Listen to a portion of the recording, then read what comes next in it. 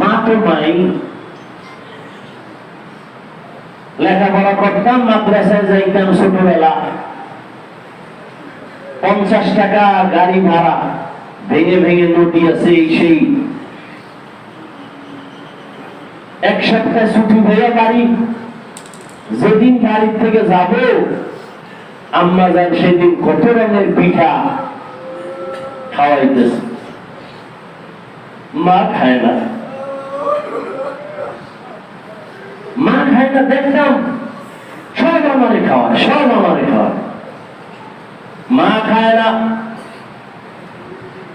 কেমন যেন মায়ের মনটা বেজার বেজার। যখন আমি বের হয়ে যাব, একটা ব্যাগ হাতের মধ্যে নিয়ে যখন বের হই, আমার আব্বাজানকে দেখতাম ঘরের বারান্দায় একটা ছোট চৌকি। বাবা যেদিন আমি মাদ্রাসায় যাইতাম ওই দিন একটা মুখে শুয়ে থাকে, অনেক ছোট, একেবারে ছোট। আমি বলতে গেলে ভালো করে দৌড় দিতে পারি না, সেই সময় আমাকে পাঠাইছেন অনেক দূরে, একদিন সময় লাগে যাই। বাবা শুয়ে শুয়া মন বেজার, বলতে না পূজাই দোয়া করেন, আমার দিয়ে তাকাইতেন না, কয়ে যাও। কেন এমন করতেন এখন কিছুটা বুঝে আসে। যদি আপনার তাকায় কান্না করতেন তাহলে মনে হয় আমার মাদ্রাসায় যাওয়া হতো না, মায়ার কারণে আমি লেখাপড়া করতে পারতাম। ঘর থেকে বের হইয়া দরওয়াজা পর্যন্ত মা দেখতাম আমার পেছনে পেছনে হাঁটতেছেন। বাড়ির দরওয়াজায় খেজুর গাছ, ওখান থেকে রাস্তা বাজারে খোলা ধানের জমি। আমি যাইতাম একটা ব্যাগ কাঁধে নিয়ে বাজারে গিয়া গাড়ি তুলবো, হেঁটে হেঁটে যাইতাম। কিছু দূর যায় দেখতাম, পিছনে তাকায় দেখতাম আমার আম্মা কাপড়ের আঁচল দিয়া চোখের পানিগুলো মুছে। একবার দেখি খেজুর গাছের বাম পার্শ্বে, আবার দেখি একবার ডান পার্শ্বে। বুঝতাম না এমন কেন করেন, এখন বুঝি।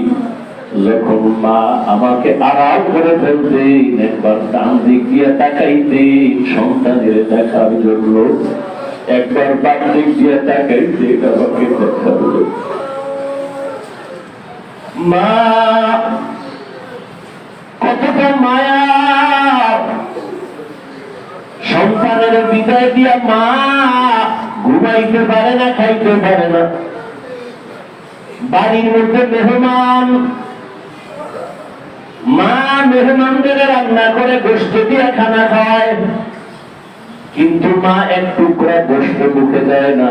আমার সন্তান মাদ্রাসায় আছে, আমার সন্তান না জানি কত কষ্টে আছে, সন্তানের কথা চিন্তা করে মা ভালো খানা খায় না। ইসমাইলের বিদায় দিয়া মা হাজেরা তাকায় আছে, আমার সন্তান বাবার সাথে যায়, বড় আনন্দ। কিন্তু মায়ের অন্তর তো একটু ধাক্কাও লাগছে, না জানি কি হয়ে যায় বলা যায় না। যে ইসমাইলের আমি এত কষ্ট করে বড় বানাইছি,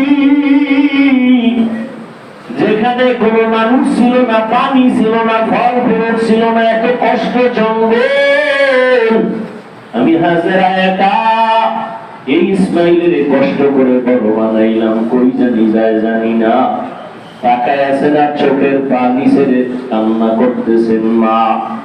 হঠাৎ শয়তানের মাথা গরম হয়ে গেল, এই পরীক্ষা যদি ইসমাইল আর ইব্রাহিম পাশ করে, ঘটনা শুই না হাজারে বেদিন মুসলমান হয়ে যাবে। গিয়ে ইসমাইলের ধোকা দেয়, এ ইসমাইল কই যাও, তোর বাবায় তোর জবাই করতে নেই, খবর তার ওদিকে যাইস না। এদিকে হাজেরারে ধোকা দিছে, হাজেরা তুমি ইসমাইলের কই দিছো, তাই বাবার সাথে দিছি, দাওয়াতে যায়। না না, এর জবাই করতে নেই। হাজেরা বলে বাবা হইয়া সন্তানকে তো জবাই করতে পারে না। কয় না, রব্বে কারীমের অর্ডার, আল্লাহর হুকুম। হাজেরা এই কথা শুনি না, করে শয়তান এখান থেকে ভেঙে যা। যদি আবার আল্লাহর হুকুম হইয়া থাকে একজন ইসমাইল না, আরো ইসমাইল যদি থাকে আমি আল্লাহর রাস্তায় কোরবানি দেওয়ার জন্য রেডি হয়ে গেছি। মায়ের অন্তরে দাগ কাছে, ঠিকই আমার সন্তান কঠিন এক পরীক্ষার সামনে দাঁড়াবে।